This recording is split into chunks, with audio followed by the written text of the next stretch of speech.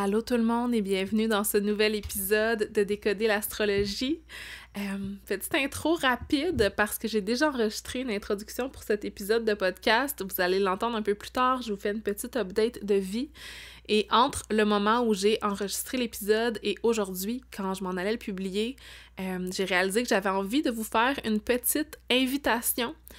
Ça fait un moment que j'ai pas offert de cercle en ligne d'atelier d'astrologie. Et j'avais envie de vous inviter pour la Saint-Valentin, en fait une journée avant la Saint-Valentin, à venir me rejoindre en ligne à un atelier et cercle astrologie et amour. Ça va avoir lieu le mardi 13 février à 19h. Puis ça va être un espace dans lequel je vais parler des 8 types d'amour selon l'ancienne Grèce, donc agapé, éros, philia, storgé, Ludos, Pragma, Philosia et Mania. Tout ça sous la lentille de votre carte du ciel. Donc, on va pouvoir explorer les différentes facettes de l'amour dans l'ensemble de votre thème natal.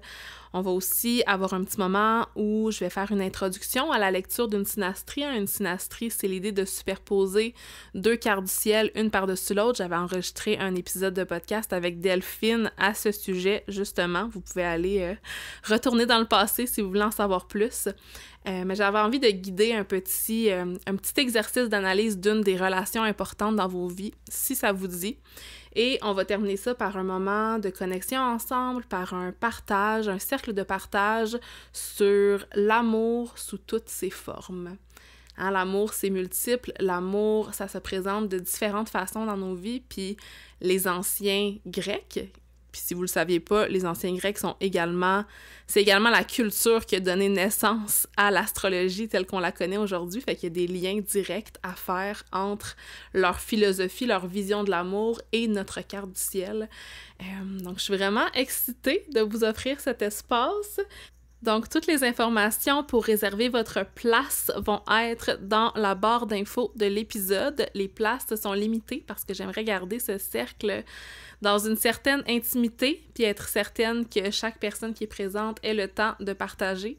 Sachez aussi que quand j'offre des cercles, il n'y a jamais d'obligation d'ouvrir votre voix, de parler.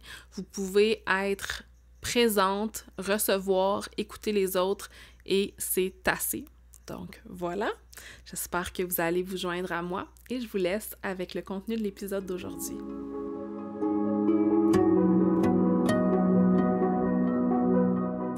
Décoder l'astrologie, le podcast qui vous aide à interpréter le langage cosmique. Mon nom est Maude Vallière et je vous accompagne dans l'exploration de votre carte du ciel sous la lentille de l'astrologie ancienne.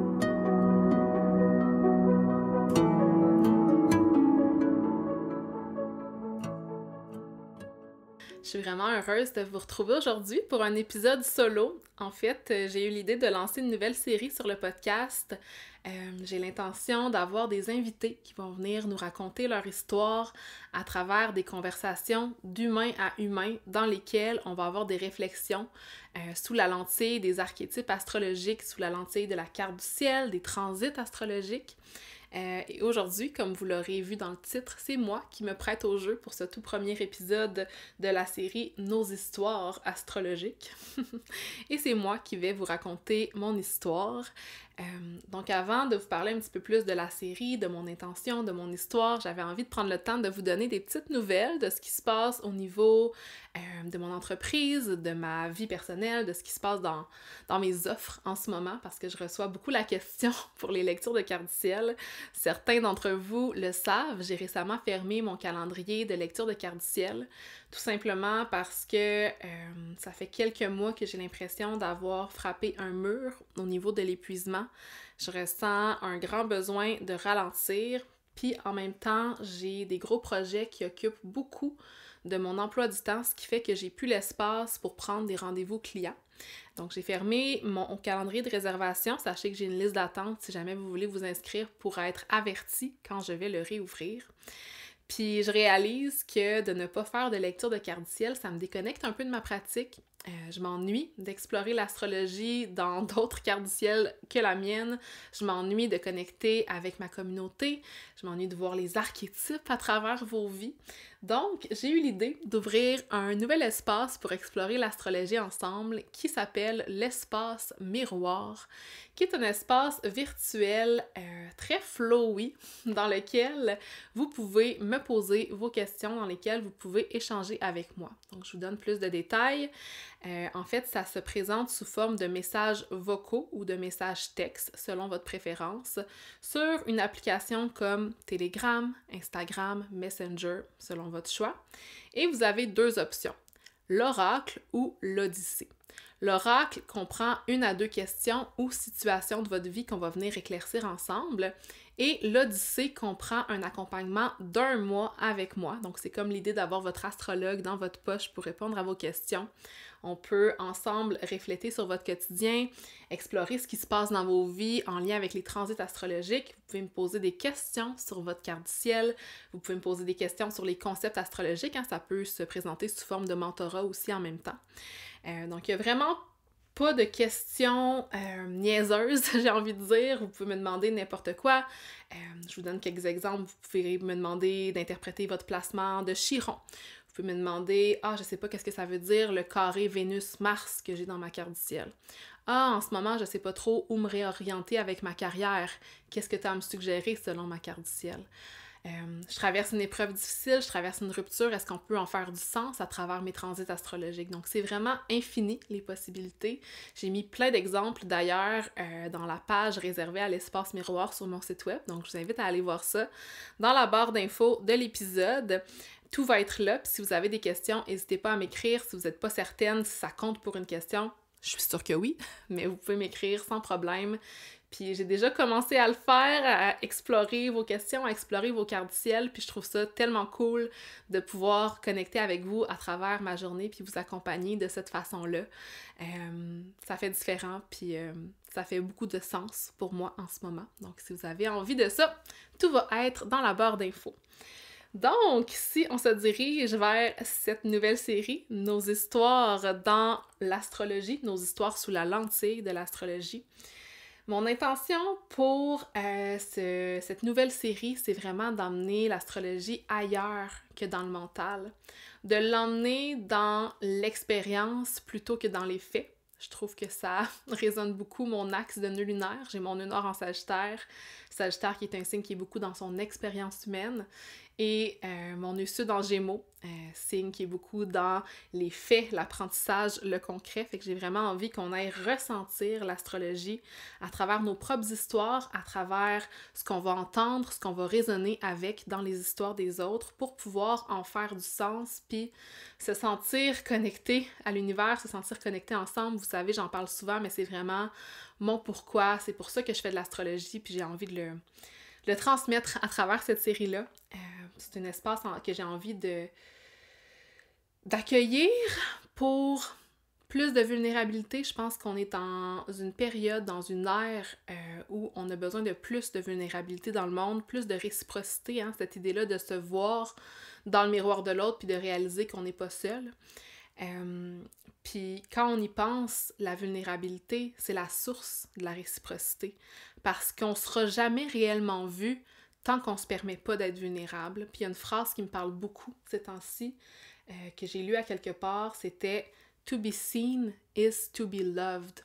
Être vu, c'est être aimé. Tu ne seras jamais vraiment aimé si tu ne te permets pas d'être vu véritablement dans ta vulnérabilité. Puis de là, l'importance de voir c'est quoi la vulnérabilité pour moi, pour vous. J'ai vu un Reels sur Instagram de Todd Lane, qui est un homme que je suis pas d'accord avec tout ce qu'il dit, mais son vidéo sur la transparence versus la vulnérabilité est vraiment venu me parler. Dans son vidéo, il expliquait que la transparence, c'était de partager quelque chose, d'informer quelqu'un de quelque chose. Ah, j'ai vécu le deuil de mon mari. Voilà, je te partage que j'ai vécu le deuil de mon mari. Mais si, par exemple, j'ai vécu le deuil de mon mari puis qui était malade pendant plusieurs mois puis que pour moi, ça a été un soulagement le départ de mon mari, mais que j'ai de la peine en même temps, puis que je te partage tout ce qui existe à l'intérieur de moi à propos de ça, là, c'est ce qu'on peut appeler la vulnérabilité. Pour moi, et pour Todd, la vulnérabilité, c'est quelque chose qui fait mal à communiquer, qui est difficile à communiquer. C'est quelque chose que l'autre pourrait prendre et se retourner contre toi avec. Excusez-moi. La vulnérabilité, ça part du cœur et non de l'ego. C'est pas quelque chose qu'on devrait être fier, genre je suis fière d'être vulnérable, parce que la vulnérabilité vient avec beaucoup d'humilité, parce que selon moi, elle est souvent accompagnée de sentiments qu'on juge comme étant mauvais. La honte, la culpabilité, la gêne, la peur. La vulnérabilité, c'est exposer des parties de nous qu'on trouve un peu moins belles. C'est exposer des expériences qu'on a vécues qui viennent nous activer quelque chose à l'intérieur. Donc, je vous donne des exemples.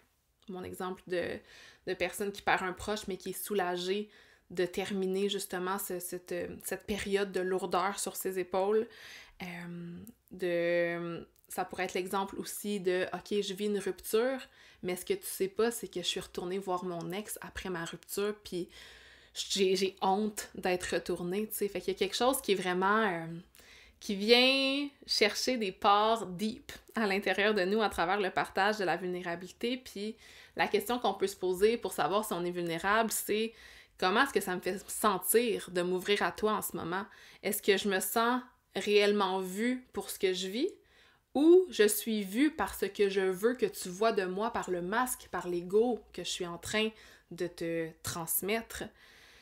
La vulnérabilité, c'est pas de partager les épreuves qui nous ont rendus forts, résilients. La vulnérabilité, c'est de partager les épreuves qui nous ont rendus vrais et connectés avec nous-mêmes, avec toutes les parties de nous-mêmes, même les moins belles. Donc, voilà ma vision de la vulnérabilité. J'ai aussi envie de vous dire que si vous ressentez l'appel de participer au podcast, il y a 2 façons de le faire. La première étant que je veux recevoir des invités. Ça va être un podcast qui va probablement être filmé dans mes intentions, dans mon studio ici à Gatineau. Donc pour participer, il faut être prêt à se déplacer à Gatineau.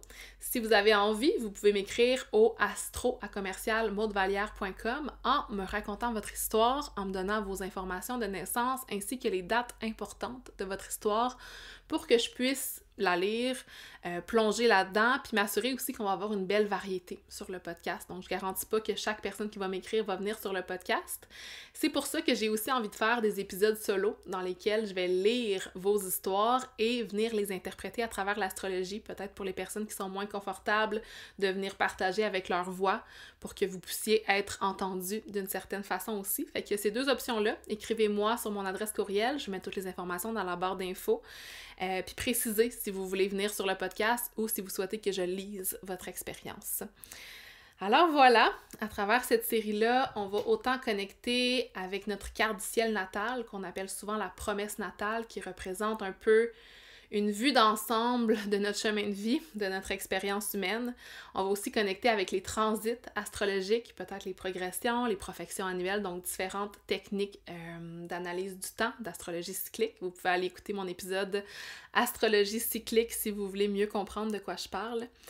Je vais aussi vous partager que dans cet épisode et dans cette série, dans différents événements qu'on rencontre dans notre vie, il y a souvent un nombre infini d'archétypes, de transits, de symboles astrologiques qui peuvent représenter la même situation. Donc, je vais mettre dans la barre d'infos, dans l'épisode d'aujourd'hui, dans les prochains épisodes, des images, des transits dans la carte du ciel, mais je vais pas nécessairement lire tous les transits, je vais vraiment y aller intuitivement avec ce qui vient me sonner une cloche, ce qui vient signifier quelque chose symboliquement pour moi à travers ce transit-là, mais sachez que ça se peut qu'on en saute quelques-uns parce que souvent, quand on explore un événement de vie, il y a plusieurs représentations dans la même carte du ciel du même événement à travers différentes planètes, à travers différents symboles.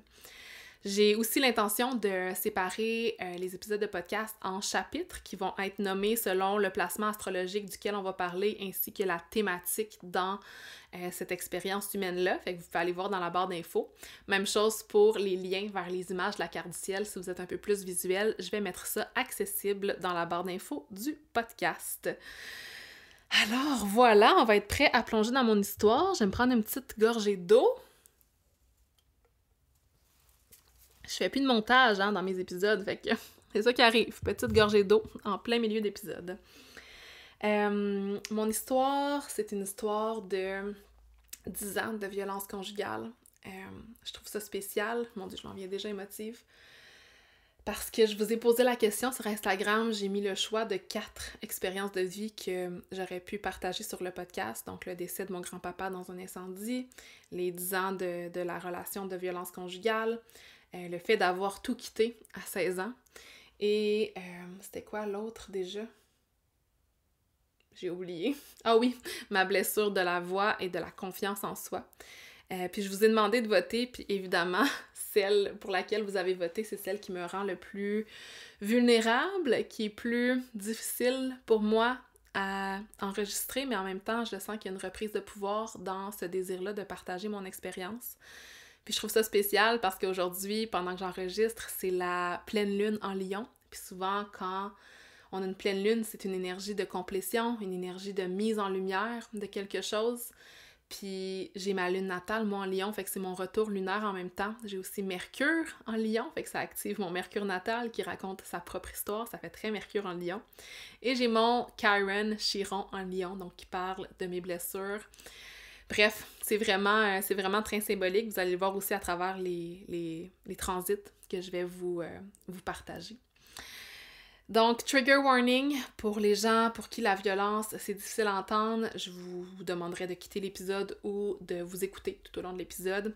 C'est important pour moi parce que la violence conjugale, c'est pas un sujet qui est délicat. Puis ça va peut-être être souvent comme ça sur ces épisodes de podcast-là. Sachez que je vais essayer d'aborder les sujets avec le plus de douceur, d'ouverture possible. Mais je suis pas une spécialiste, je suis pas une thérapeute. Ça va vraiment être des conversations d'humains à humain, comme vous puis moi, qui jasent de nos expériences puis d'astrologie ensemble. Faut savoir que quand on parle de violence conjugale, il y a plusieurs types de violence, mon Dieu. Ma voix, chakra de la gorge. Il y a plusieurs types de violence, puis longtemps, j'ai cru que ce que je vivais, c'était pas de la violence parce que elle ne me laissait pas des marques sur le corps. J'ai eu quelques épisodes de violence physique, beaucoup de violence verbale, beaucoup de violence psychologique, de manipulation, de dégradation. Fait que c'est un sujet qui est quand même assez complexe puis qui comporte beaucoup de nuances, donc important à savoir. Quand on vit une relation de 10 ans de violence conjugale, c'est pas tout le temps horrible. T'sais, il y avait beaucoup d'amour, beaucoup de belles expériences dans cette relation-là.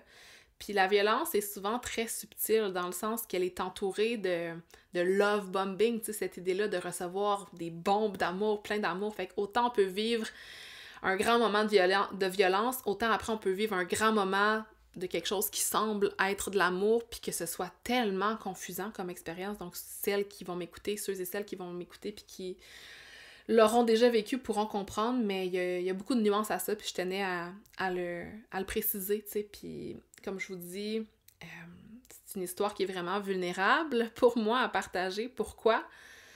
Ben parce que c'est associé à un sentiment de honte, comme je vous disais en début d'épisode, tu sais, ça a été 10 ans, puis je suis restée pendant ces 10 ans-là. Souvent, on se dit, voyons, pourquoi elle reste? Puis il y a une partie de moi qui a honte d'être restée à travers ça.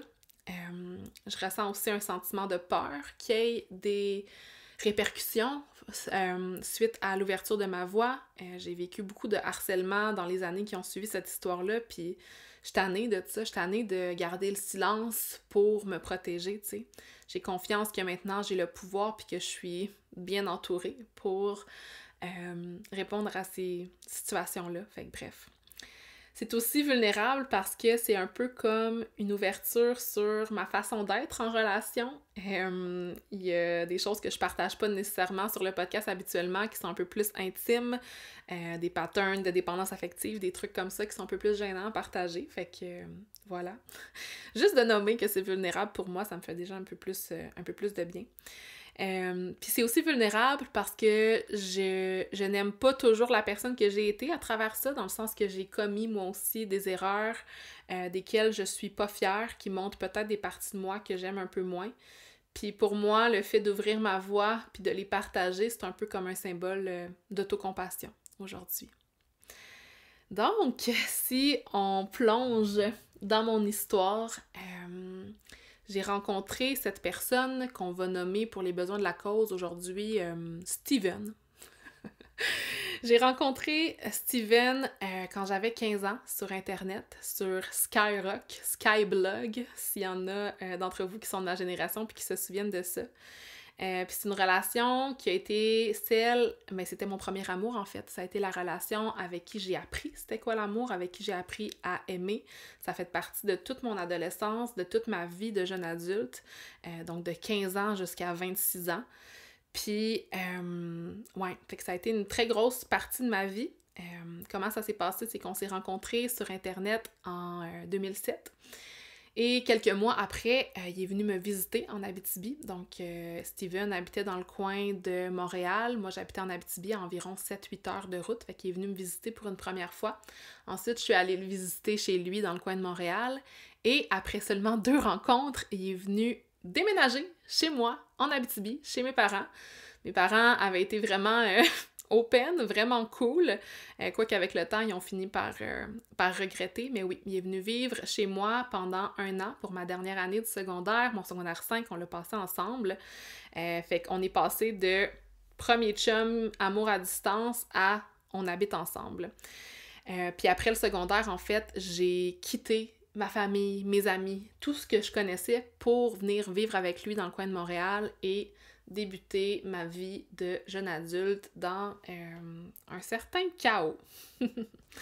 Puis je trouve ça intéressant parce que pour moi, c'est un beau symbole du transit de Pluton en Capricorne dans ma maison 4. Pluton est entré en Capricorne en 2008, qui a été l'année où je l'ai rencontré pour la première fois. Et Pluton vient juste de quitter le Capricorne il y a quelques jours. Donc aujourd'hui, c'est la première pleine lune en opposition à Pluton en Verseau, qui pour moi est une reprise de pouvoir. Pluton en Verseau dans ma maison 5, de la romance, du plaisir, de la sexualité. Fait que c'est une reprise de pouvoir sur ces secteurs-là dans ma vie. La maison 5 a été beaucoup activée à travers les différentes dynamiques de cette relation-là.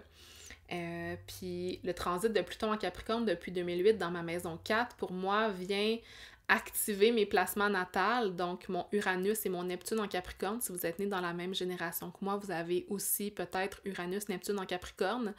Puis c'est comme si Pluton, c'est un peu les dynamiques de pouvoir, ce qui vient transformer notre inconscient. Puis pour moi, ce transit de Pluton en 2008 en Capricorne dans ma maison 4, ça a été le début d'une ère, d'une dynamique de contrôle dans l'énergie du Capricorne et de recherche de stabilité dans l'énergie du Capricorne à travers le chaos. Pourquoi? Parce que j'ai Uranus dans la maison 4. Fait qu'il y a comme déjà ce pattern-là dans ma promesse natale qui nous amène à une certaine instabilité. Fait qu'intéressant d'observer ça, que maintenant que j'en sors, je suis prête à le raconter. C'est comme si le transit est terminé, puis j'ai acquis j'ai pris conscience de certaines choses. Donc, le premier symbole astrologique que je vois qui a été activé par cette relation-là, c'est mon opposition de ma lune en Lion, maison 11, avec mon Saturne en Verseau, maison 5. Je vous décortique ça un peu. Donc, premièrement, ma lune en Lion, maison 11, pour moi, représente ce besoin émotionnel-là d'être connecté cœur à cœur, de manière passionnée, de manière fougueuse, créative, avec ma communauté, avec mes cercles sociaux, avec mes amitiés. Et le placement de Saturne en Verseau en maison 5 peut représenter quelque chose qui vient limiter, qui vient distancier. Dans l'énergie du Verseau, il y a un sentiment d'aliénation, d'être hors norme, d'être un mouton noir. Dans la maison 5 qui gouverne la sexualité, la romance, ce qui nous apporte du plaisir, comment on connecte à notre joie, en fait. Fait que cette opposition-là entre Saturne en Verseau, maison 5 et mon stellium en Lion, pour moi, a été activée par cette personne-là qui était quand même très hors norme, qui n'était pas acceptée par ma communauté, par mes amis, par ma famille. Donc, directement, dès son arrivée à mon école secondaire, Steven s'est fait détester par beaucoup de gens, ce qui m'a vraiment éloignée de ma communauté. Et de là, cette opposition-là, Saturne-Lune. Puis c'est intéressant parce que quand on a une opposition comme ça dans notre carte natale, elle va être activée de différentes façons pendant notre chemin de vie. Puis là, je sors un peu de mon histoire de violence conjugale pour vous parler de mon retour de Saturne qui s'est passé pendant la pandémie, à un moment où est-ce que je n'étais plus en couple avec cette personne, mais que j'étais en couple avec mon amoureux actuel. Mon amoureux actuel qui a un enfant, qui a des besoins spéciaux, puis qui était très vulnérable lors de la pandémie à la COVID-19. Donc, ça a fait que pendant la pandémie, il a fallu qu'on s'isole totalement, que je sois encore une fois aliénée de mes groupes sociaux, mais cette fois-ci, plutôt que d'être avec une relation romantique, Maison 5, quoique c'était relié quand même à ma relation romantique, c'était causé en quelque sorte par une thématique qui touchait les enfants, qui est aussi une thématique de la Maison 5. Fait qu'encore une fois, causé par une relation amoureuse, j'ai dû m'éloigner de ma communauté, mais pas de la même façon. Fait que c'est fou comment ça se présente sous plusieurs formes dans notre vie.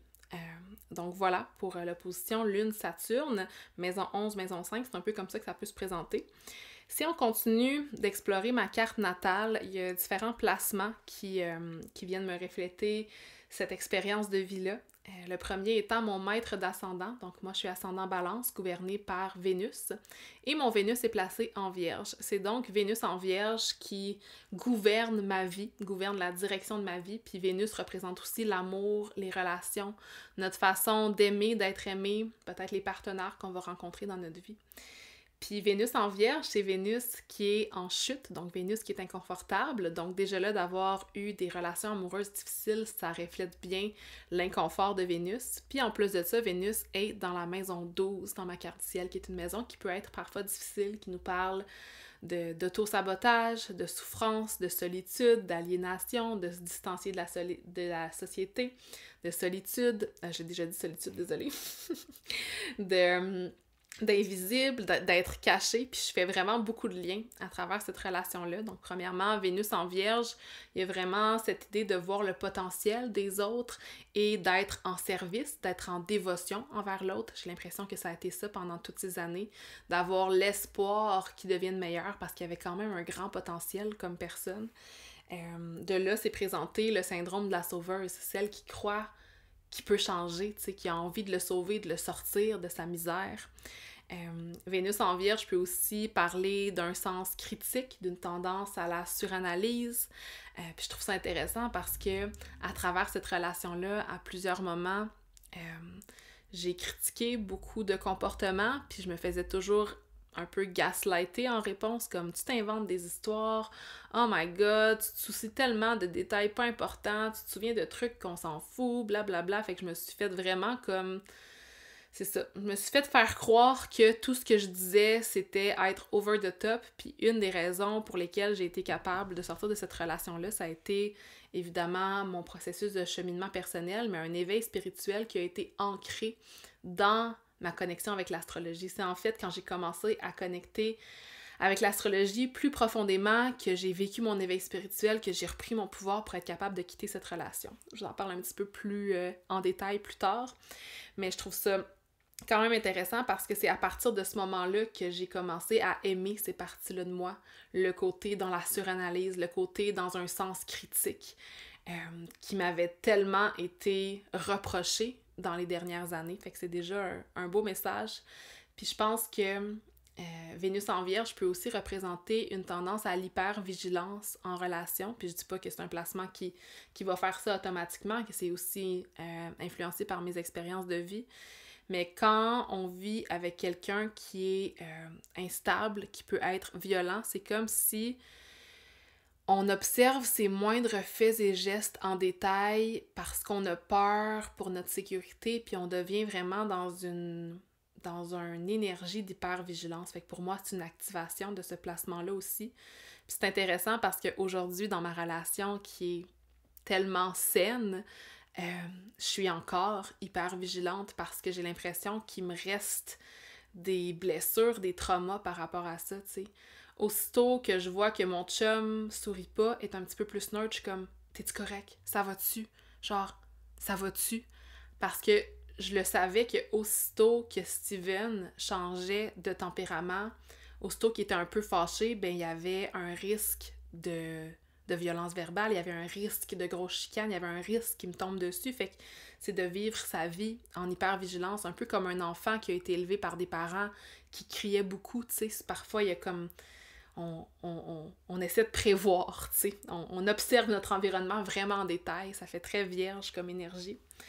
Je trouve ça intéressant aussi que Vénus soit en maison 12. Pour moi, ça vient me parler de comment je commence mes relations. Je trouve ça intéressant parce que la maison 12 nous parle de l'invisible, nous parle de ce qui nous sépare du reste, nous parle de la distance.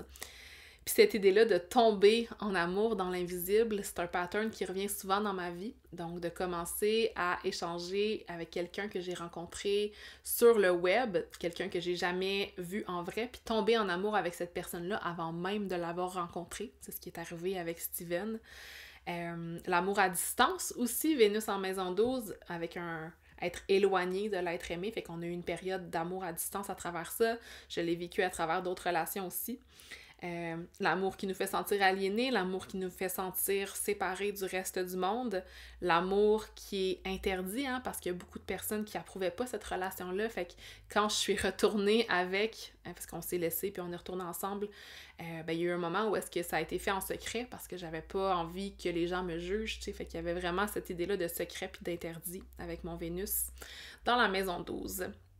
Donc, je vous ai comme fait un petit wrap-up de mes placements natals, mais ce qu'on va aller observer, c'est les transits au cours de cette relation-là. Donc, on va voir pas mal de transits en lien avec mes planètes personnelles. Quand je parle de planètes personnelles, c'est les planètes qui viennent vraiment me parler de moi dans ma carte du ciel. Donc, du Soleil jusqu'à Mars. Donc, Soleil, Lune, Ascendant, Mercure, Vénus, Mars, ça, c'est toutes des planètes qui sont considérées comme personnelles. Évidemment, je vais avoir un plus grand accent sur ma planète relationnelle, qui est Mars, parce que ma maison 7 dans ma carte du ciel est en Bélier, donc gouvernée par Mars. D'ailleurs, j'ai oublié de le préciser, mais dans cette série-là, je vais utiliser les planètes de deux différentes façons. Donc, la première étant d'utiliser les planètes avec leur signification universelle. Donc, par exemple, Vénus égale les relations et l'amour. Mars égale l'action. Mars égale l'agressivité.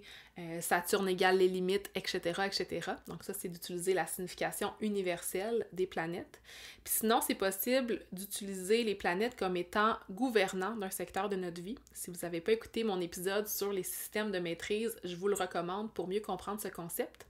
Donc, c'est vraiment l'idée que pour aller analyser mes relations, je vais regarder ma maison 7 qui est en Bélier, donc gouvernée par la planète Mars.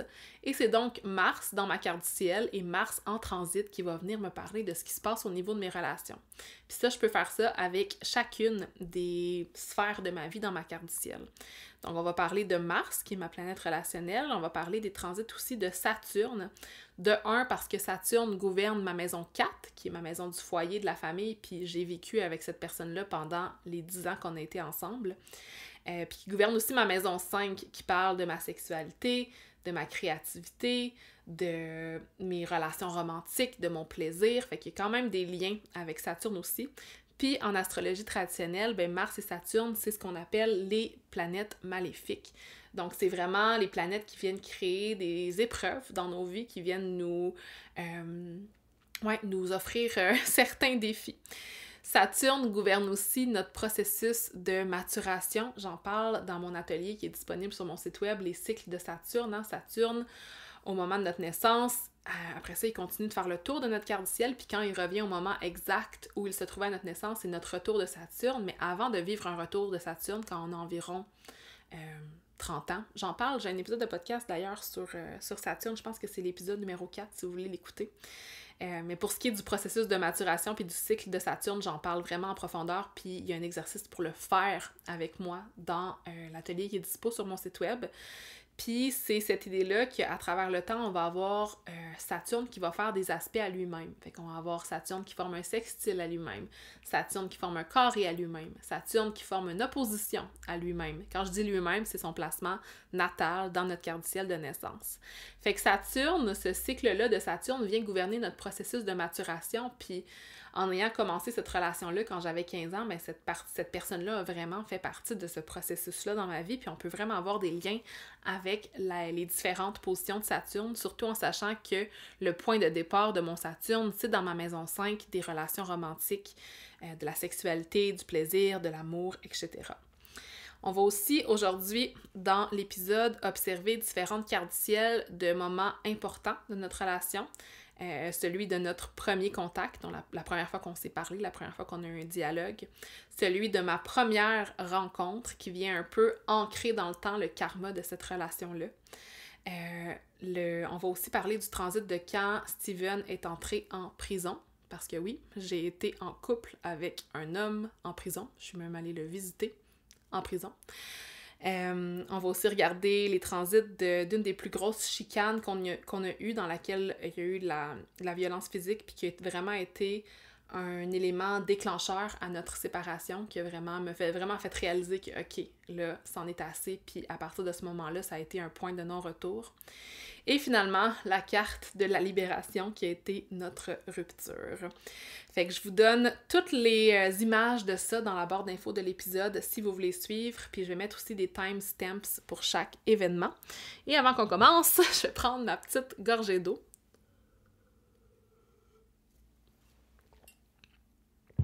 OK.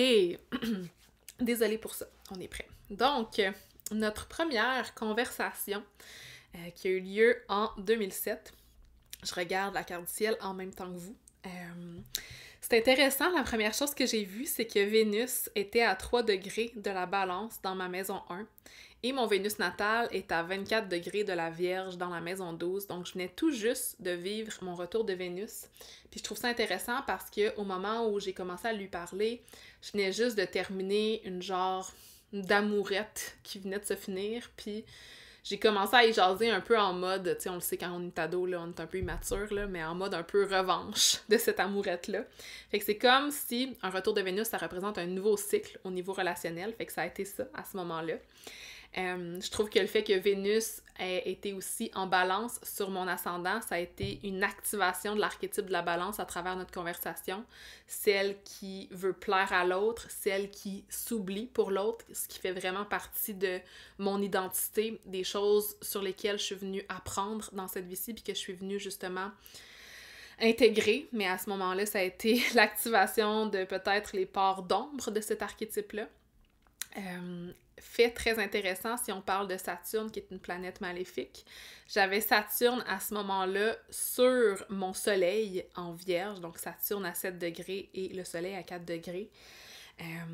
Saturne, la planète des limites, hein? Saturne, une planète qui est très froide, et le soleil qui, dans son contraire, émet sa lumière. Fait qu'il y a eu à ce moment-là cette idée-là de venir éteindre ma lumière à travers cette rencontre-là. Souvent, la première fois qu'on parle à quelqu'un, la première fois qu'on rencontre quelqu'un, on peut capturer la carte du ciel de ce moment-là, puis l'utiliser comme étant la carte du ciel qui représente la relation. J'utilise pas celle-là, j'utilise celle de notre première rencontre parce que pour moi, ça a été plus concret, mais je trouve ça quand même intéressant que la carte du ciel de notre première conversation avait un Saturne sur mon soleil. Pour moi, c'est vraiment symbolique de toute ma vitalité qui a été effacée, de ma lumière qui a été éteinte à travers cette relation-là. Au même moment, j'avais Mars, qui est ma planète relationnelle, on se souvient, en chute dans le signe du cancer. Fait que Mars, quand il est dans le signe du cancer, il est moins confortable. Intéressant parce que cette personne-là était cancer à la naissance. J'avais Mars en cancer opposé à mon Uranus en Capricorne maison 4. Fait que comme un élément marquant de la création de ce chaos-là entre moi, ma famille, ma direction de vie, hein. On se souvient, j'étais au secondaire à ce moment-là, donc j'avais pas encore d'emploi. Mars était dans ma maison 10 de la réputation, puis ça a quand même été un moment où est-ce que une personne violente, énergie de Mars, une personne qui était dans l'agressivité, est rentrée dans ma vie, puis est venue changer ma réputation, est venue changer ma trajectoire par rapport à mon lieu de vie, mon foyer, Uranus en maison 4. Ça a été aussi un moment où j'avais Chiron. Chiron transitait le signe du Verseau, presque en alignement avec mon Saturne natal dans la maison 5. Fait que Chiron dans la maison 5, blessure romantique, blessure sexuelle, blessure à mon enfant intérieur, blessure à mon besoin de plaisir, comme tellement. Et finalement, je trouve ça intéressant parce que j'utilise beaucoup la lune. La lune change de signe aux 2 jours et demi, c'est important à savoir. Puis, dans une carte ciel, ça peut venir nous parler un peu de l'ambiance émotionnelle de quelque chose, mais ça peut être aussi seulement un symbole des différentes péripéties qu'on va rencontrer dans nos vies. Fait que quand la lune vient être à un endroit de notre carte ciel, c'est comme si elle venait refléter quelque chose. Puis au premier moment où est-ce que je lui ai parlé, la lune était en Sagittaire dans ma maison 3, la maison 3 qui nous parle de nos connexions sociales quotidiennes. Donc pour moi, je vois cette conversation-là un peu comme ça. La maison 3, c'est la communication aussi. Puis cette personne-là était ascendant Sagittaire. Donc je trouve ça quand même intéressant que la lune était sur son ascendant dans ce chemin-là. Donc ça, c'était pour notre première conversation. Rien de gros s'est passé à ce moment-là. Quelques mois plus tard, c'est intéressant parce qu'on a eu une première conversation en ligne, puis après ça, on a complètement arrêté de se parler pendant quelques mois pour vivre d'autres expériences dans nos espaces respectifs. On se souvient, on habitait tous les deux à 8 heures un de l'autre. Puis pendant ce temps-là, il y a eu une rétrograde de Saturne. Donc Saturne qui avait déjà dépassé mon soleil, comme rétrogradé et est revenu avant mon soleil. Donc, dans la carte de notre rencontre, en mai 2008, on a Saturne qui s'approchait à nouveau de mon soleil. Donc, Saturne à 1 degré, mon soleil à 4 degrés de la Vierge. Puis, je trouve vraiment que ça vient ancrer l'archétype de la Vierge dans cette relation-là. Pour moi, cette carte-là de notre première rencontre représente vraiment le karma de la relation. On peut voir Saturne qui avait rétrogradé, qui était direct sur mon soleil. On peut voir le soleil et Vénus qui étaient en taureau dans la maison 8. La maison 8 qui, en astrologie, représente, oui, nos douleurs, nos souffrances, nos deuils, mais aussi cette idée-là de, j'ai envie de dire, de co-créer, de collaborer avec les autres. Je parle souvent de la maison 8 comme étant une maison qui nous parle d'intimité. En astrologie moderne, on dit que la maison 8, c'est la maison de la sexualité. C'est justement parce qu'elle représente ce partage-là d'énergie avec l'autre. Donc, que ce soit des ressources financières, que ce soit des émotions, peu importe, là, dans mon énergie du taureau, j'ai l'impression qu'il y a quelque chose qui est relié avec le corps, puis ça a été cette journée-là, cette fin de semaine-là, quand on s'est rencontrés, la première fois que j'ai embrassé quelqu'un, la première fois que j'ai eu de l'intimité avec quelqu'un, fait que je trouvais ça intéressant, Soleil et Vénus dans la maison 8 pour la première fois intime avec quelqu'un. Au même moment, la lune était en balance sur mon ascendant. Encore une fois, une activation dans les péripéties, dans l'histoire de ma vie de mon ascendant balance. Uranus était aussi opposé à mon Vénus natal, fait qu'un événement qui vient créer un revirement de situation relationnelle puis qui vient activer l'archétype de mon Vénus en Vierge, la sauveuse, la suranalyse, puis les relations un peu plus difficiles avec ce Vénus en maison 12. Puis finalement, j'avais Mars, ma planète relationnelle, qui est aussi mon maléfique dans ma carte du ciel, dans la maison 11. Puis comment cette relation-là a été le plus maléfique, j'ai l'impression que ça a été vraiment par l'aliénation que ça a créé avec ma communauté, donc la maison 11. Puis je trouve ça intéressant parce que cette journée-là, quand Steven est arrivé dans ma ville natale, je suis allée l'accueillir avec toutes mes amies. Fait que toutes mes amies étaient aussi présentes. Puis ça a été comme un drôle de moment. Fait que pour moi, c'est quand même symbolique de ce que c'est venu créer dans mes amitiés par la suite. T'sais, cette idée-là d'être distancié. Puis si on y pense, ben c'est venu par la suite créer une opposition des maléfiques. Donc Mars dans le ciel avec Saturne dans ma maison 5 qui venait s'opposer l'un à l'autre, donc créer une situation un petit peu plus difficile. Donc ça a été pour notre première rencontre, puis après ça, je me suis me suis amusée, non, je me suis déposée plutôt pour refléter sur le transit de Saturne, sur ce processus de maturation-là à travers les années. Donc, notre rencontre en 2008, comme je vous le disais, Saturne était en Vierge dans ma maison 12, donc qui activait vraiment les énergies d'auto-sabotage de la maison 12, les énergies de dévotion de la Vierge, les énergies d'aliénation, de distance de la maison 12. Puis Saturne est resté en Vierge jusqu'à 2010. Fait que de 2008 à 2010, ça a vraiment été des années de souffrance chaotique.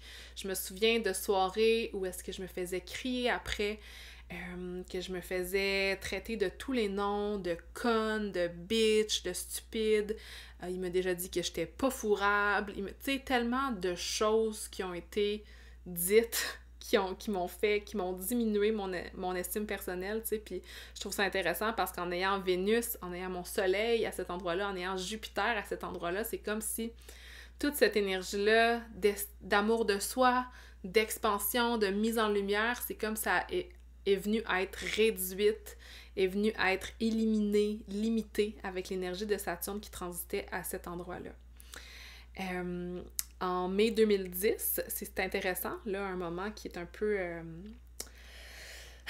honteux à partager, mais en même temps, j'ai fait la paix un peu avec ça. En mai 2010, ça allait vraiment pas bien dans notre relation, puis j'ai l'impression que j'ai pris une sortie de secours et j'ai trompé Steven en mai 2010.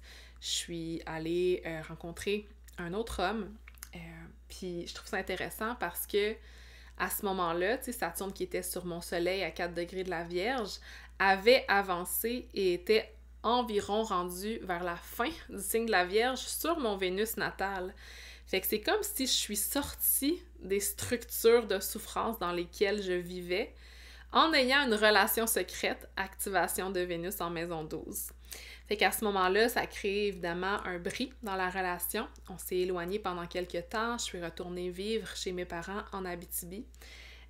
Puis en juillet 2010, je me souviens pas trop qu'est-ce qui s'était passé exactement, mais il a soudainement décidé de prendre son char, de conduire 8 heures, puis de venir me confronter, me rencontrer chez mes parents pour qu'on revienne ensemble.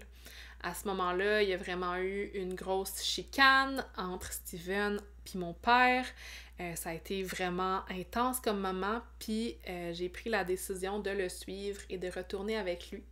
Puis la carte du moment de cette décision, je ne l'ai pas mis dans la barre d'infos celle-là, mais c'était une conjonction des maléfiques dans ma maison 1. Fait que c'est comme un nouveau départ maléfique, selon moi.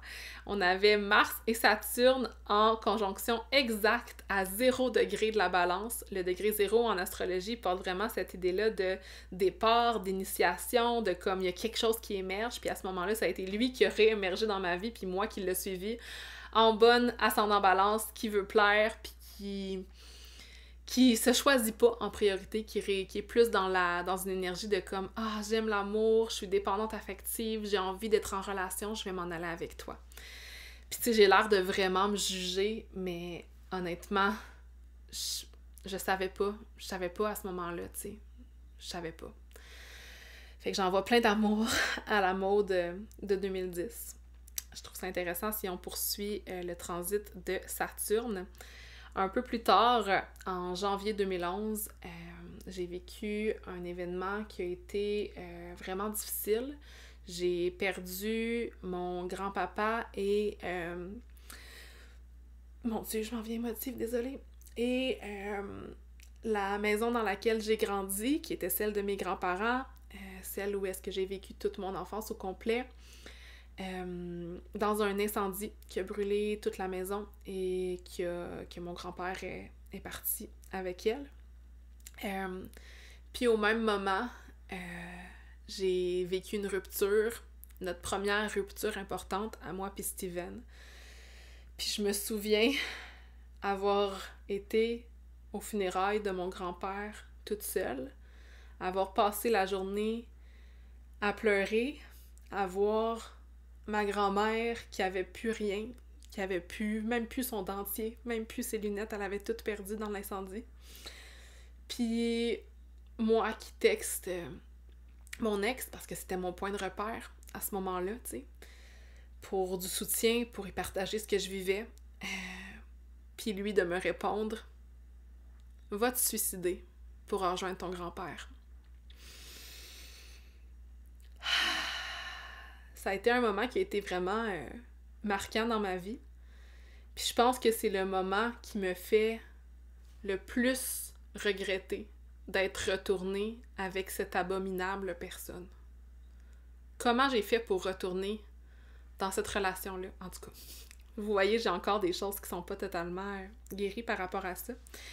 Bref, je vous reparlerai du décès, du départ de mon grand-papa peut-être, mais à ce moment-là, Saturne, si on continue son cycle, était rétrograde sur mon ascendant, donc sur mon identité, sur mon chemin de vie, et Mars était en conjonction à mon Saturne natal. Fait que souvent, quand on vit des grosses expériences comme ça, il y a souvent une présence de nos planètes maléfiques, mais nos planètes qui nous amènent aussi des grandes leçons puis qui viennent marquer des moments comme ça dans le temps. Bref, on va continuer.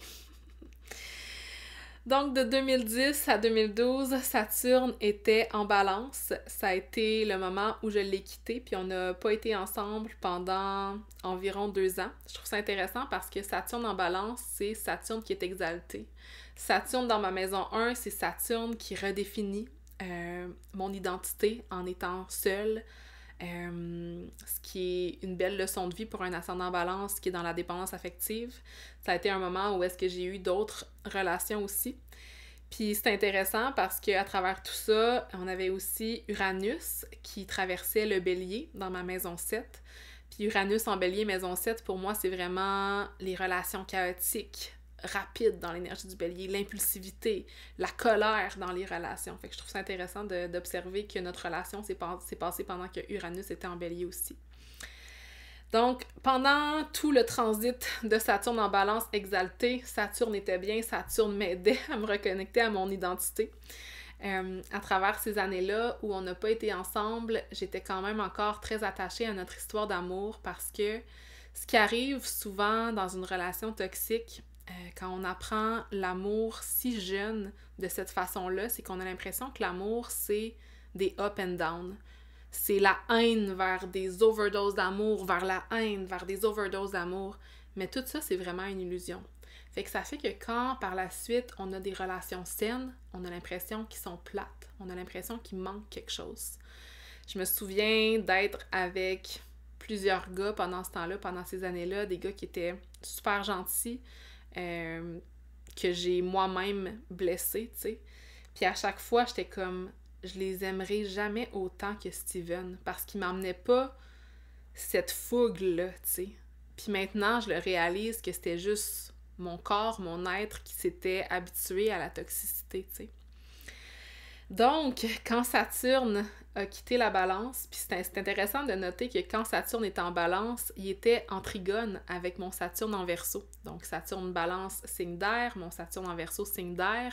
Fait qu'au niveau du mental, au niveau de la compréhension de la vie, il y a quelque chose qui était fluide, qui était en service à mon développement pendant qu'on n'était pas ensemble. Au moment où Saturne est entré en Scorpion, il est venu créer un carré avec mon Saturne natal. Donc, à chaque fois que Saturne va créer un carré avec lui-même, c'est comme si c'est le retour des grandes épreuves.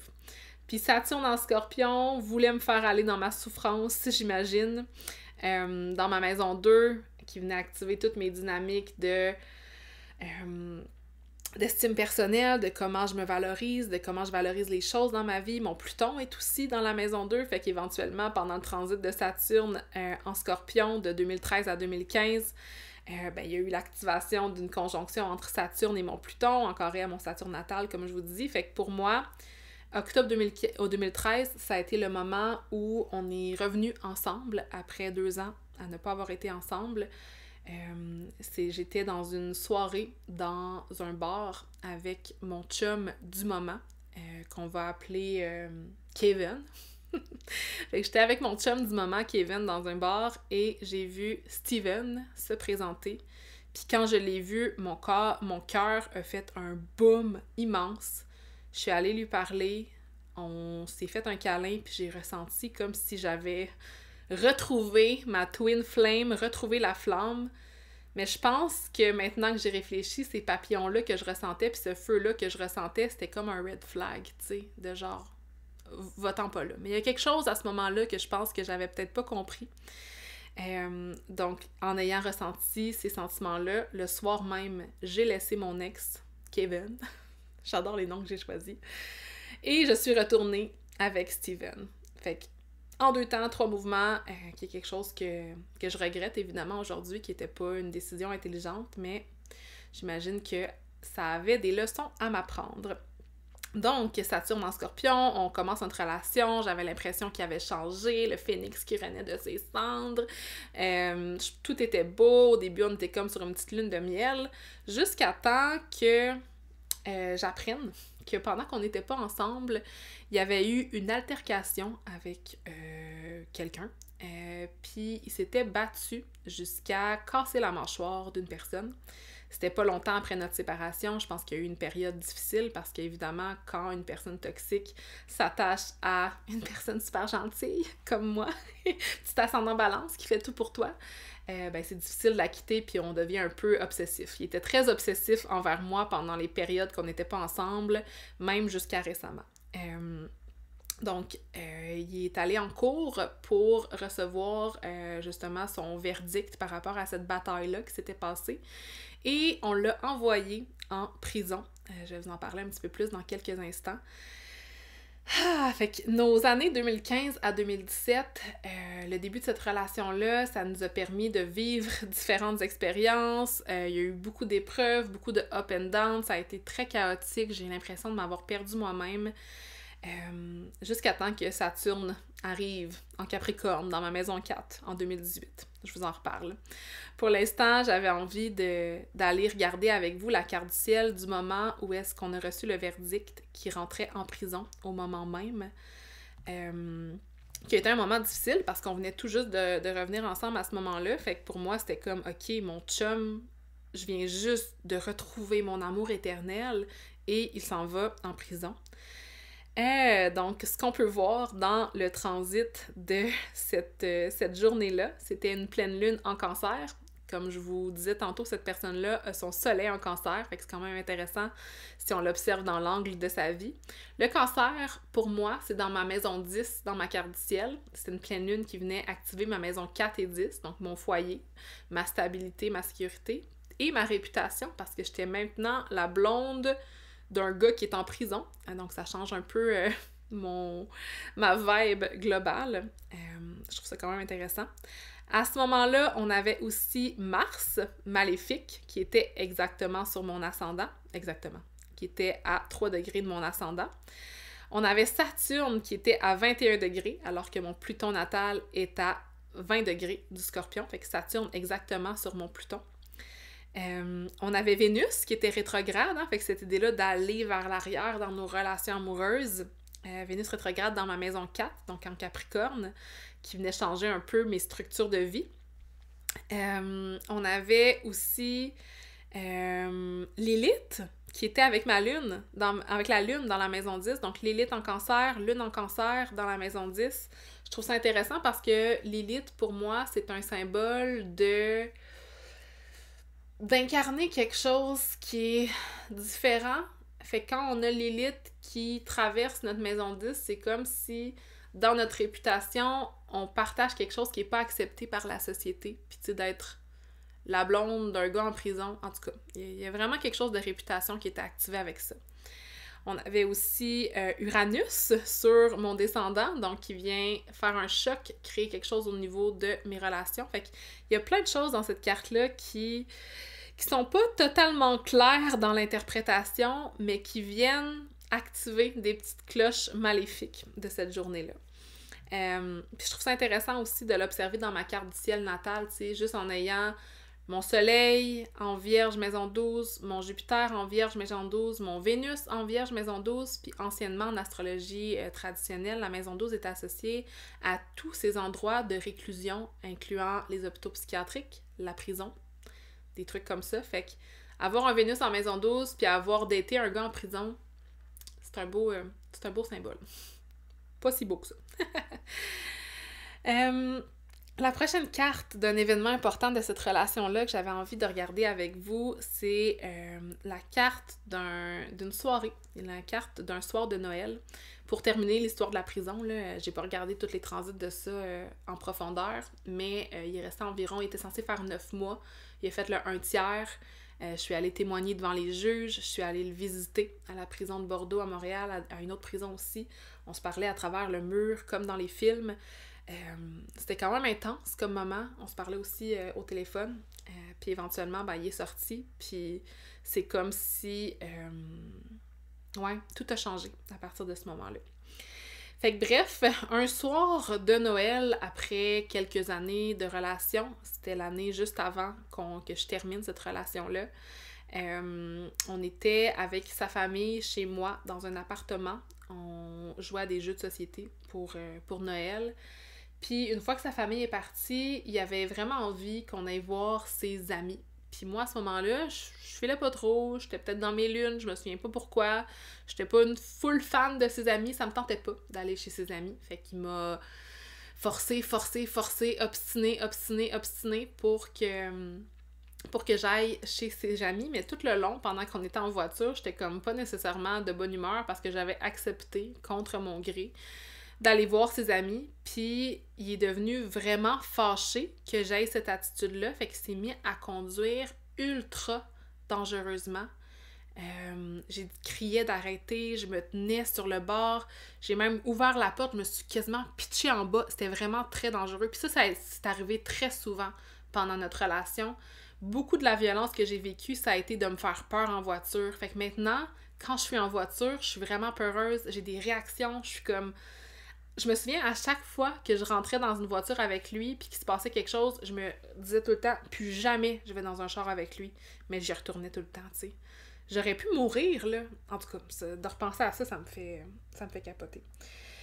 Bref, si on revient à ce soir-là, où ce qui était vraiment... Puis là, j'avais vraiment peur dans la voiture, fait que là, j'ai dit, retourne à la maison, moi, je veux rien savoir d'aller chez tes amis, je pleurais ma vie, tu sais, puis lui, rendu là, il avait sa réputation aussi, il avait pas envie de ramener chez ses amis une fille qui pleure puis qui a pas envie d'être là.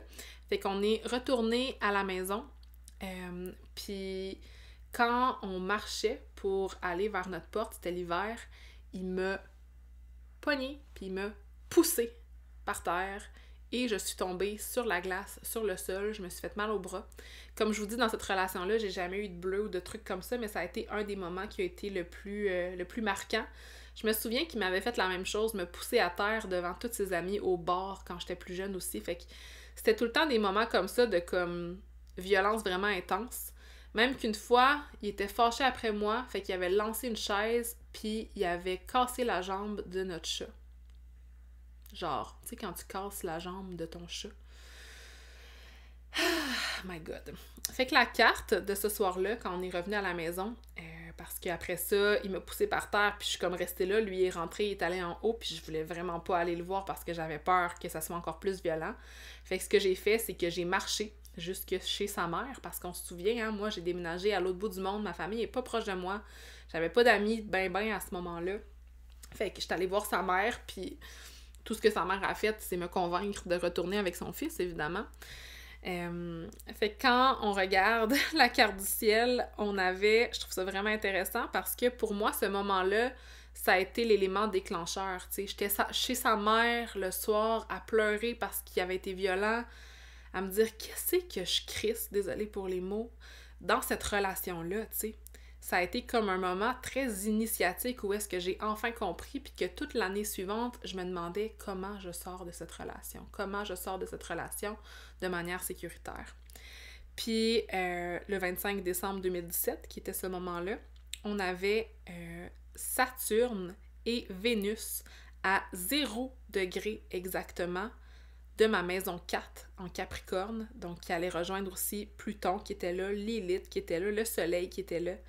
Puis je vous en ai pas parlé beaucoup pendant l'épisode, mais pour moi, ma maison 4 en Capricorne, c'est comme une recherche de stabilité dans mon lieu de vie, puis ma relation avec lui, ça a été tout sauf ça, vraiment de l'instabilité. J'ai déménagé genre 15 fois à travers les années, c'était vraiment intense. Fait que le fait que mon maître d'ascendant, Vénus, était en conjonction avec Saturne, planète maléfique, mais planète qui nous apprend aussi des leçons, ensemble à 0 degré, qui est un degré très initiatique, comme je vous disais un petit peu plus tôt en astrologie, c'est comme si c'est venu marquer, OK, je dois changer de lieu de vie pour trouver la sécurité. Je dois déconstruire ces structures-là qui sont pas en service à l'amour dans ma vie, tu sais. Dans la carte de ce soir-là, on avait aussi Pluton, tu sais, qui venait de traverser mon Uranus puis mon Neptune. Puis tout ça, tout ce qui se passait dans la maison 4 était en trigone avec mon stellium en Vierge en maison 11. Fait que pour moi, ça a été comme un moment de mise en lumière ou de libération de mon foyer qui va me permettre de me sortir de cette relation toxique-là. Donc voilà, pour cette soirée-là. Et le dernier moment, et non le moindre, le meilleur, selon moi, que j'ai envie d'aborder dans cet épisode, c'est la journée de notre rupture. Comme je vous disais, toute l'année, je me suis questionnée sur notre relation. Il s'est passé plein d'autres événements qui avaient vraiment pas de sens, dont un certain moment où est-ce qu'il a fait une psychose, qui voulait se jeter en bas du balcon. Plein de choses vraiment pas d'allure que j'ai vécues pendant ce moment-là. Puis je me posais tout le temps la question, mais je choisissais de rester, tu sais. N'importe qui a vécu ce genre de relation-là, ce genre de moment-là, le savent. C'est tellement difficile de prendre la décision de quitter quand ça implique aussi, tu sais, on avait 2 chats, on avait un appartement ensemble, j'avais un emploi, j'avais pas les moyens de vivre toute seule. Fait que, tu sais, il y a plein de choses concrètes qui viennent nous affecter en cours de route puis qui viennent nous empêcher de sortir, tu sais, que ce soit juste le lieu de vie. Là. Je me souviens, je regardais des appartements en secret pour essayer de planifier d'avance. Puis le moment qui a vraiment été déclencheur pour « OK, c'est maintenant que je me sépare », c'est parce que j'ai eu de la visite de ma famille, encore l'activation de ma maison 4, hein, qui est venue chez moi, chez nous, quand je vivais avec lui. Puis il avait tellement été méchant avec moi devant ma mère, puis j'avais tellement honte de montrer ça à ma mère, que j'avais un gars méchant de même devant moi, puis de voir ma mère souffrir à travers ce que je vivais avec lui. C'est comme si je l'ai vu dans son miroir, puis que j'ai réalisé à ce moment-là que j'étais pas une mère pour moi-même, tu sais. Fait qu'après ce week-end-là que j'ai passé avec ma famille, mon Dieu, désolée, je m'en viens encore émotive. C'était quoi l'idée d'enregistrer ce podcast-là? Fait que ouais, ça a été motivé par la présence de ma mère. Quand elle est partie, j'ai approfondi mes recherches pour trouver un logement. J'avais tout préparé, j'avais prévu partir. J'avais ma mère au bout de la ligne, j'avais mes amis qui me soutenaient. Je me suis vraiment rassemblé un comité pour m'aider à sortir de là. Puis là, ici, c'est mon message. Si vous vivez de la violence conjugale, dites-le. Dites-le. Genre, partagez-le. Expliquez que vous voulez quitter. Demandez de l'aide parce que j'aurais tellement dû le faire avant. Ça m'aurait tellement évité de la souffrance à travers ça. Donc, ce qui est arrivé, c'est que j'avais tout planifié mon plan. J'ai annoncé qu'on se séparait, puis j'avais vraiment peur de sa réaction, puis avec raison, parce que il est devenu totalement fou. Il a brisé une porte. Il y avait beaucoup de trous dans les murs dans notre maison parce que c'était souvent son souffre-douleur, autre que moi. Il a brisé une porte, il a lancé des chaises, il me lançait une chaise par la tête que j'ai réussi à éviter. Ouais, c'était vraiment un moment intense, mais j'ai quand même trouvé la force de me rebeller. Je me souviens, j'avais subtilement tout pacté mes choses les plus importantes pour aller vivre chez mon ami pendant quelques jours dans ma voiture. Mon ami était prête à venir me chercher. Puis à ce moment-là, on avait 2 chats, Becky puis Curieux Bégin. Becky qui était mon premier chat. Puis Becky était beaucoup attachée à Steven, donc je le savais que si... Puis Steven était beaucoup attaché à Becky aussi, puis j'avais quand même un cœur à travers ça. Fait que j'ai décidé... Je savais que si je m'en allais avec Becky, que j'allais rendre les choses pires, puis qu'il accepterait jamais parce que c'était son bébé, tu sais. Fait que je me suis dit, je vais m'en aller avec Curieux, qui était plus mon bébé à moi. Fait que j'avais tout rempli ma voiture, j'avais mis la clé prête à partir, mon auto était démarrée. Puis lui, il savait pas encore que je m'en allais cette journée-là. T'sais, il savait que je voulais me séparer, mais il savait pas que j'avais prévu vraiment quitter notre appartement. Il savait pas que j'avais ramassé mes choses. Je suis montée au 4e étage, j'avais laissé les portes de mon auto ouvertes. Je suis rentrée dans l'appartement, j'ai pris Curieux, mon chat. J'ai couru jusqu'à mon auto, j'ai mis mon chat en arrière, puis je suis partie en trombe avec ma voiture. Puis ça a été ça, la fin. Après ça, évidemment, j'ai reçu des menaces de suicide, des menaces de me tuer, de tuer les chats. Fait que je suis allée directement au poste de police. La police l'a cherché partout dans la ville parce qu'il était parti avec son char en menaçant de se suicider. Fait que ça a été vraiment une journée très intense. Ouais. Fait que je suis allée vivre après ça chez mon ami pendant quelques semaines pour me remettre de tout ça.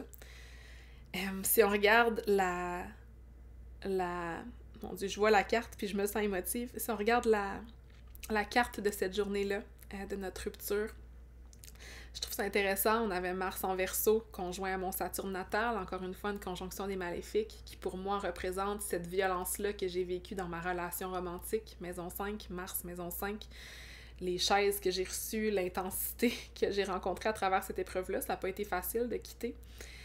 Mais à ce moment-là, j'avais le soleil en balance sur mon ascendant qui est venu mettre en lumière ma personne, mon identité, puis le chemin de vie que je devais suivre. Cette journée-là, ça a été un bel apprentissage pour mon ascendant balance de choisir l'indépendance, de me choisir moi, de me mettre en lumière. Et c'était aussi mon retour de Lilith. Donc, Lilith qui était en chemin pour revenir au placement de ma naissance. Puis, Lilith, c'est un archétype qui se libère de l'emprise du masculin. Puis pour moi, ça a été le plus gros moment de Lilith de ma vie. Oser quitter cette relation-là. Donc, c'est un beau symbole aussi. À ce moment-là, si on suit le processus de Saturne, Saturne était en Capricorne. Donc, c'est Saturne qui est en domicile, c'est Saturne qui est confortable pour venir créer de la stabilité dans mon lieu de vie. Donc, Saturne en Capricorne dans ma maison 4. C'était juste avant mon retour de Saturne. J'ai Saturne en Verseau à la naissance. Fait que ça aussi, après ça, le transit de Saturne en Capricorne, ça a été de retrouver mes repères, de me créer une stabilité. Ça a été le moment où est-ce que j'ai rencontré mon partenaire de maintenant, avec qui j'ai une relation stable, avec qui j'ai une relation saine, qui me fait sentir en sécurité dans mon lieu de vie. Fait que ça a été de quitter ces vieilles structures pour installer de nouvelles structures à travers ça. C'est intéressant aussi parce qu'à ce moment-là, Uranus venait d'entrer en Taureau, donc venait de quitter ma maison 7. Fait que ça a vraiment été toute notre relation Uranus en Bélier dans ma maison 7 à vivre cette instabilité chaotique-là dans mes relations. Puis, ouais, c'est comme si il y avait une énergie de rébellion à travers ça. J'ai l'impression que j'ai été un peu décousue dans cet épisode, vous m'excuserez. Je vais essayer d'être un peu plus posée et claire quand ça va être d'autres invités. Je pense que quand ce sera pas mon histoire à moi, ça va être peut-être un peu plus facile. J'espère que vous avez pu faire du sens de ce que je vous ai raconté aujourd'hui, que vous avez pu faire peut-être des miroirs ou du moins mieux comprendre les différents concepts astrologiques. Je vous remercie de votre écoute. Si vous êtes rendu jusqu'ici, c'était mon histoire, une partie de mon histoire en fait. Évidemment, après cette rupture-là, il y a eu encore beaucoup de répercussions. Comme je vous dis, c'est une personne qui est obsessive puis qui ne m'a pas lâchée pendant plusieurs années, encore même maintenant, tu sais. Des messages textes qui me disent qu'on m'observe dans la rue pendant que je m'en vais donner des ateliers à Montréal. Des insultes, des menaces, j'en ai reçu. Puis ouais, ça fait peur de mettre ça au monde, d'ouvrir ma voix pour la première fois. Puis je trouve ça drôle, c'est pas drôle, là. Mais il y a quelqu'un sur Instagram qui me dit « Allô Samantha, si tu m'écoutes, il y a quelques jours que mes cheveux bleus, ça activait mon chakra de la gorge, puis j'ai l'impression que je libère tellement ma voix, que je m'affirme tellement depuis que je me suis teindu les cheveux bleus. Fait que ça fera partie de mon processus aujourd'hui, jour de pleine lune en Lion, sur ma lune, sur mon chiron, sur la guérison de ces blessures-là, de mon amour-propre.